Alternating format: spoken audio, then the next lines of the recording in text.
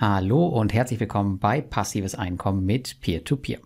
Heute geht es weiter mit dem zweiten Teil meiner Viainvest-Reihe und heute lernt ihr einige Mitarbeiter von Viainvest kennen, unter anderem die Plattformleitung, ein Vorstandsmitglied, die Leitung der IT und des Supports und wir sprechen auch mit dem Geschäftsführer des polnischen Kreditgebers. Ihr erfahrt ein bisschen mehr über die einzelnen Abteilungen von Viainvest. Wir sprechen darüber heute, was bei der Regulierung genau schiefgelaufen ist und auch über die super nervigen Payments in Process. Das Ganze ist natürlich wieder in englischer Sprache, aber ich habe euch hier die wichtigsten Dinge in Form von Textboxen herausgeschrieben. Viel Spaß! So we are here now with the famous IT from Viainvest. So maybe you can introduce yourself. Well, hi, I'm Irena, and I'm head of IT at Viainvest Group. Working here for quite a long time already, seeing how things were developed and seeing great progress, which we have. And a lot of projects were launched, so it is very interesting to work here. Once again, my name is Wojciech Malek. I am a graduate from Canadian Executive MBA program at University of Quebec in Montreal, Canada. Oh, nice. Thank you. Before that, Warsaw School of Economics, debt collection program, and also Masters in Economy. With VSMSPL, I am involved since 2019 when I was appointed as a managing director in the company. My name is Irina Kupova, and I'm Investor Support team lead in Viainvest, and I'm working for the company more than for 1 year. And I have a 16-year experience in banking. So I was a private banker in one of the biggest Latvian banks. And for a while I was head of the group in the bank. So I have experience with this field for a long time. Hello, I'm Tatiana Kulapin. I'm board member of Viainvest and I'm head of product of Viainvest Group. I'm working here for 5 years and I'm responsible for consumer loans in Viainvest Group and its subsidiaries. And I'm responsible also for Viainvest at the board member level. And I also was in the team who performed the transition from sessions to securities. I'm the Alexanders. I'm the platform lead at Viainvest. At Viainvest, platform lead is the link between a company's management board and the teams that get the work done. I work most closely with IT teams, marketing and support, and I define the tasks and oversee their execution. So how many people are working right now in your department? 27. 27 for the IT, but for the whole group, right? Not Yeah, for the whole group, for sure. Okay. And how many are dedicated just for Viainvest? For Viainvest, currently we have 6 persons dedicated for this project. Also, in case there is a higher demand, we can add some more people. And currently we're changing, this is a very big and long process of changing things. We are switching, a few years ago we took a decision to switch to microservices, and that's why some parts could be reusable for different projects, and that's why it's now easier to add some more people to the project. And the support team from Viainvest, how big is it? So how many people are working for? So we are only 3 people working in the team, and Alvils, our senior investor support specialist, he is mostly dealing with payments, and he is the person who is making withdrawals and credits all the day, every day, and as well as he is contacting our investors mostly about the KYC things and asking to provide the IML documents. So I'm sure that all of our investors are familiar to him. Also. Yeah, I think he's well known. Yeah. Yes, he's working for a company already for 5 years, so he's very experienced. And you might know that our investor support specialist Charlotte, she left the company in the end of June. So we have our new colleague Ines, and she just started to work with us, and her advantage is that she's speaking German. So our customers are welcome to communicate in German as well. So in support, in info, and she could answer in German as well. Okay, but let's talk about the business in Poland. Mm-hmm. Maybe you can tell the investors a little bit more how it is structured, and what are you doing there the whole day? Of course. Via SMSPL, the portfolio of Via SMSPL currently constitutes more or less 10% of Via SMS Group's portfolio. However, we have appetite to grow, mm-hmm. to grow. However, recent change of law in December 22nd, it made us to slightly rethink our strategy. It made us to change our approach. As a result, we optimized our processes, we limited our expenses, mm-hmm. and we decided we need to make some adjustment for our risk appetite. As a result, we are currently working only with our returning customers, the customers who are providing us with the highest profit. Mm-hmm. Other than that, in order to, as I said, limit our exposure, we introduced a third party, a reliable partner who is on a regular basis mm-hmm. purchasing from us non-performing portfolios based on a forward flow agreement. What do you mean with forward flow agreement? Means that with a reliable partner, we agree that there will be a constant flow mm-hmm. of unpaid loans which are being purchased by the third party. Okay. This is similar to this forward flow we know from Mintos, because they have also a product where investors can invest in. Actually, I don't know. I don't okay. know exactly how in Mintos it works. Yeah. For us, it's like we issue loan. Loan is supposed to be paid. In case it's not paid, we are working with the customer to enhance our collection, to increase the collection mm-hmm. results. But eventually, at some point, we decide, okay, this is a waste of our time right now. Therefore, the professional company, which is designated aiming only for the collection, which has the structures, the legal and structures to enhance the collection, this company should take it. Okay. At some point, every month, the portfolio of unpaid debt is paid. Okay. And how high is the default rate right now? Right now, on 30 DPD, we are below 5%. Okay, it's quite decent, right? It is. It is. And from this 4.5%, I believe it was last month, we sell this one for a decent price. The biggest obstacle for Viainvest wasn't COVID-19 and as well not the war in the Ukraine, it was the regulation last year. And you had a lot of problems with the regulation and the transition from your platform to this new asset-backed securities. So what happened? Why it took so long for you and was such a chaos? I would say that we need to split here because the issue was not with regulation. We got the license in 2021, mm-hmm. and we got also additional customer acquisition grow in customer registrations, because there were some customers which were waiting for our license, and we were happy with that. And we got also with the license, we got also the transition period, which was very short. Mm-hmm. Because during the licensing process itself was quite long for all market participants.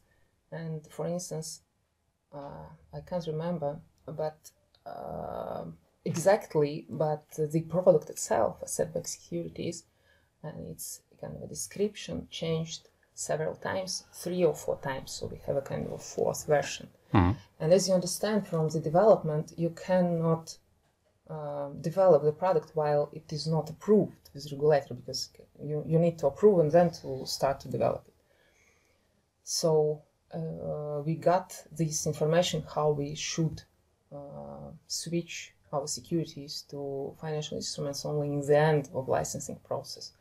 And unfortunately for us, this time of switching was too short because of lack of resources, maybe lack of experience in this new regulated world, and for a lot of reasons, also maybe management mistakes, we got this problem in switching because we were not ready. And this was a good lesson for us. A lot of things I think that we have learned already, that it's kind of, there is a difference if you are free as a fintech. Yeah. And you can decide what now to you have do. the regulator. Yeah, or when you are regulated and you have strict deadlines. Until the very end of the July, we really hoped that they could prolong us the transition period, because we explained them that we are not ready, and it's kind of in investor interests to allow us to work a little bit more on the product. But we get rejected for some reasons. But as I said, it's a good lesson for us. Now we know the rule, so there is kind of no any chances to get any prolongations or any exceptions. And it's in a way easier now for us because we know this rule. So unfortunately, we got, punished for that, because our reputation, we got lost in some losses in reputation. And that was not the way we have planned the transition. Not at all. So you underestimated all the work and everything around the regulation or the transition. And you got also fined by the FCMC, right? Was it also because of this? It was a kind of a prolongation for some. We get these lessons for. We need to pay for these lessons, so we paid also with money. That was that was painful. It's not. It was not painful by the amount as much as it was painful as. I don't know. Sometimes there is kind of business issues which you can take personally, and personally it was hard to live with it. Yeah, but anyway, we understood what we need to do.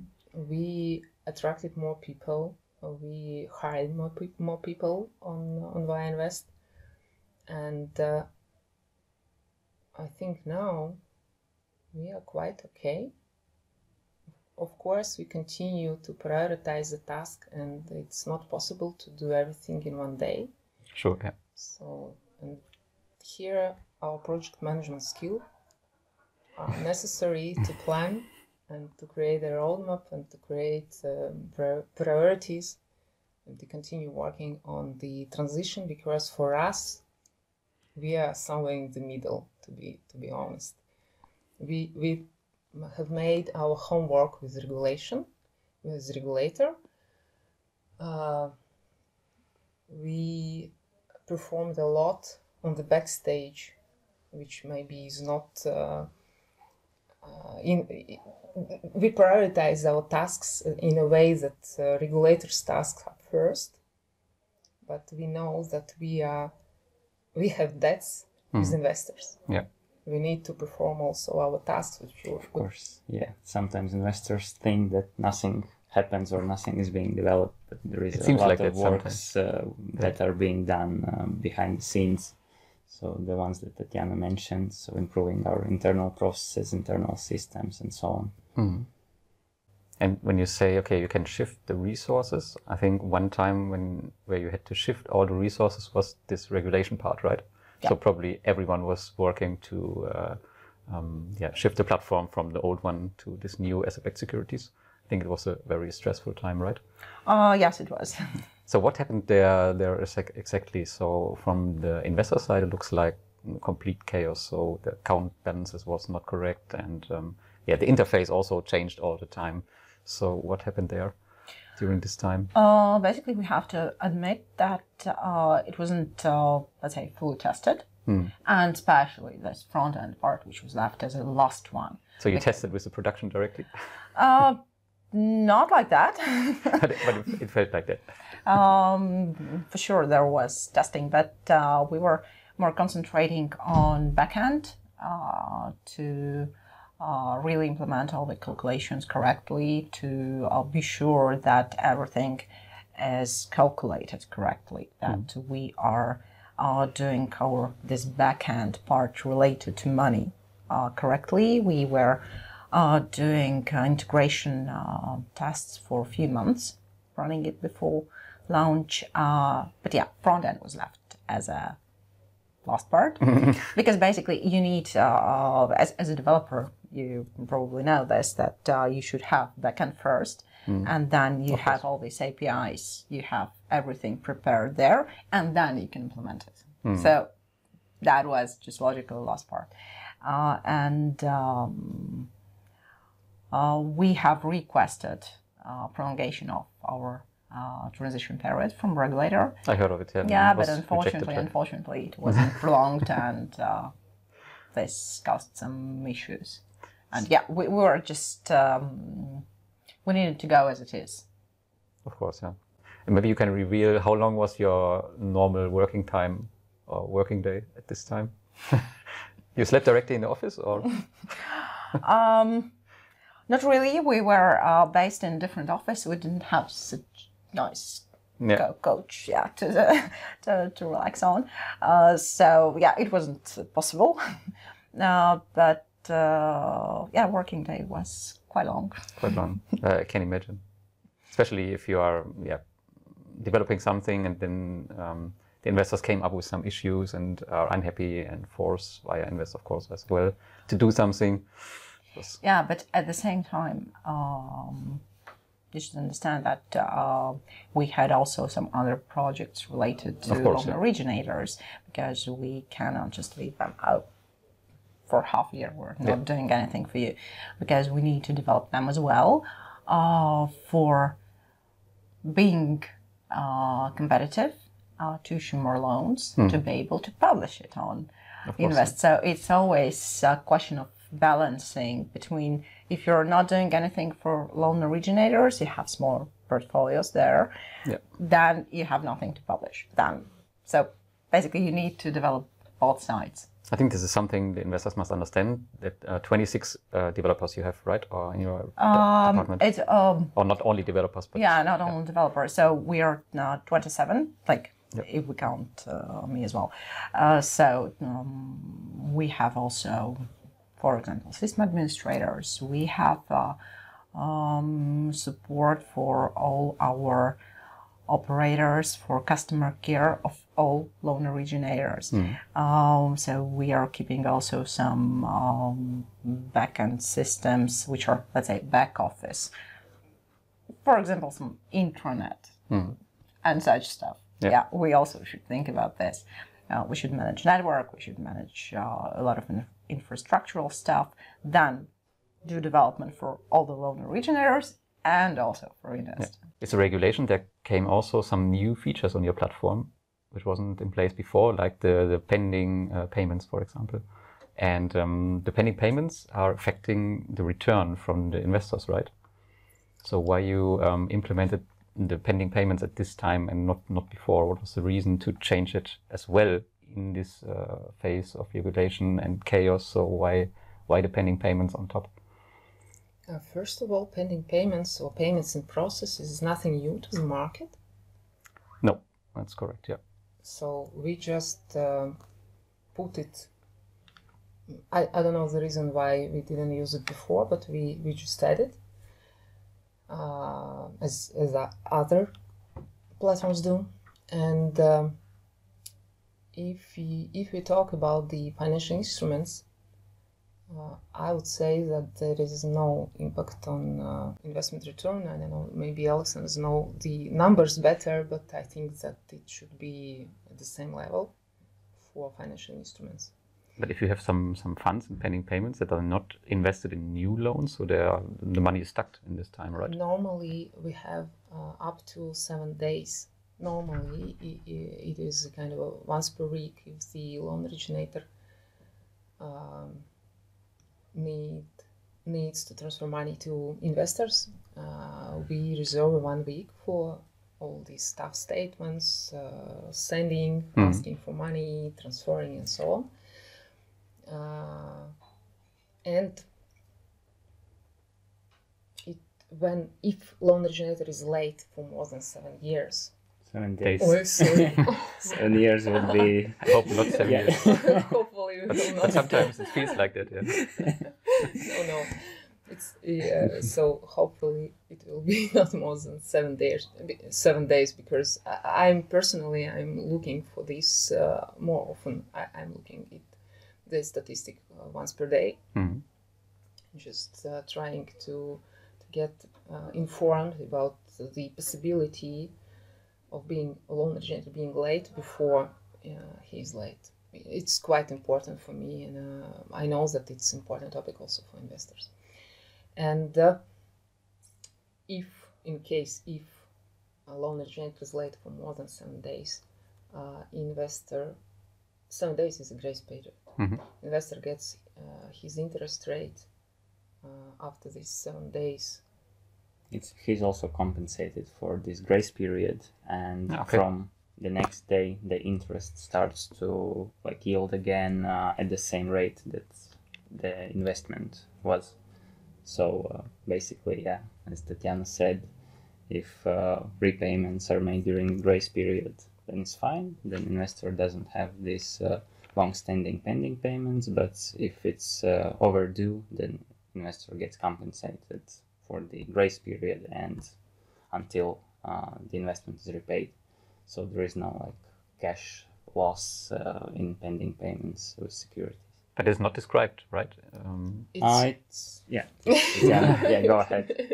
Yeah, it could have been better communicated because that's probably the issue that many investors are curious and worried about.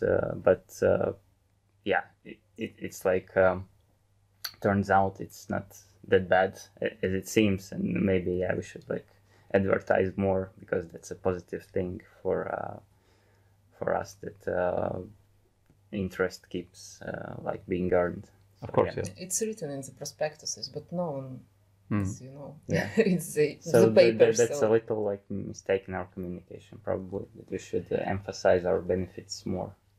Yeah, I think that the problem is that the investors just see this one number, and it's sometimes it's rising and rising and rising, and they don't see, okay, it's settled once per week, but it doesn't seem like this. So sometimes it's there for more than 1 week, or even a month, or I don't know.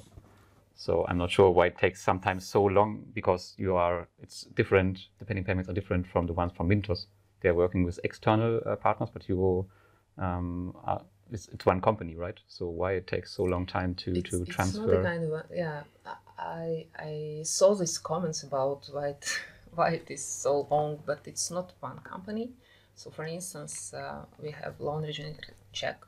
In Czech they have Czech crowns. It's a different country, and it's a totally different. Let's say it could be also totally different payment systems. And while I need to create a report, I need to create, it's more or less, at the moment it's the last automated. It's not the perfect one, but we are working also with it. So we send them a report informing that we need to transfer money. We need to get money from them, they need to transfer. So they create a payment order, they transfer it, is kind of a currency exchange. It could be some also questions from banks, why you do it, because we in the autumn we got some payments struggled in the banks because they asked us, when the payment is too huge, they ask to submit additional documents. And it took some time.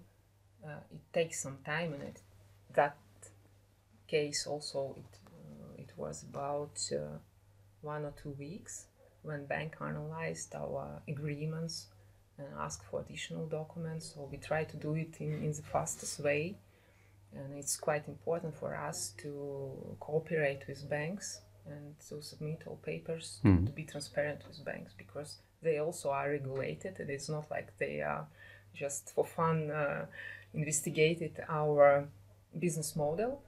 Sure, yeah. And it could take some time. So one issue we have right now on Viainvest is this thing about the pending payments from the platform. So investors always have to wait for their money, and unfortunately we can't see which loan originators caused these pending payments. So from your side, is Poland as well affected, that it takes some time to transfer the money to the investors? The way we do it, we as a loan originator, our purpose is to, of course, sell loans, but to assure that the investment, as I said, pays off. In order to assure transparency and avoid any delays, we have introduced solutions based on which, on a daily basis, I verify reports indicating the deposit which needs to be made for the investors. And based on that, once a week, a payment is made. So that the grace period, which is agreed, 7 days, right? Exactly, is not breached. So Poland, fortunately, is not affected by this. And as I said, we want to be as transparent as possible and make sure that what is invested pays off. So that means you never reach this limit of the 7 days. So you No. never, okay. Because sometimes it looks for the investors like it is increasing, but they can't see where it is coming from.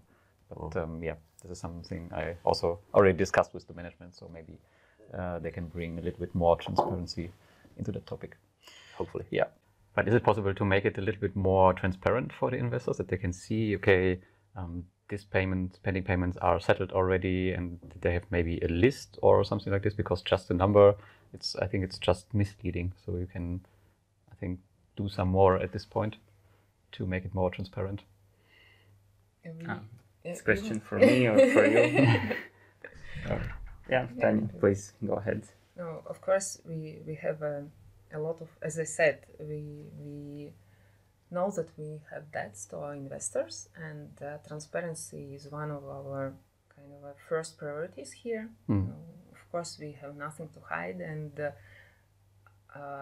please correct me if I'm wrong, but in financial statement, in this transaction statement, you should see. Yes, right? The account statements include. I checked it yesterday. Yeah, the pending payments for the securities, so you can see all your interest pendings and all your principal pendings. But this is too much stuff for the investor. Yeah, but you have to check all your transaction timeline exactly to see when this transaction was created. So regarding this user interface and user experience, we probably have a room to improve to make it more user friendly by combining some data and showing it to users. So this is also part of our roadmap going forward. I would like to see there some kind of a little list maybe for the pending payment coming in the beginning of July and settled, I don't know, 1 week later, but just that you can see the timeline, what comes in and what goes out. Yeah, that's understandable. Yes. Yeah.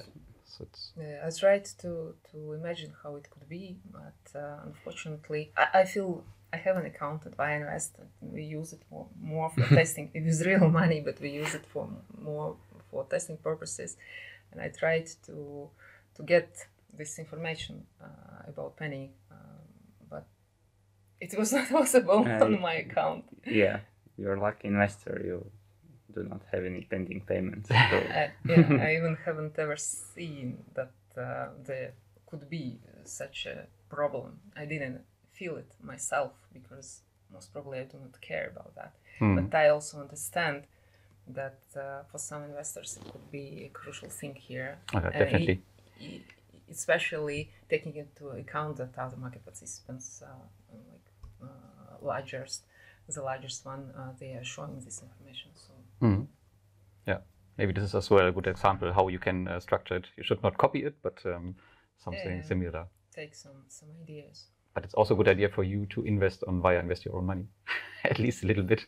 Or is it not possible due to regulatory reasons? No, right? You can do it. No, I'm a kind of we are internal information users here. Of course, it depends on the company. The company could put some limits on employees that investments are not allowed.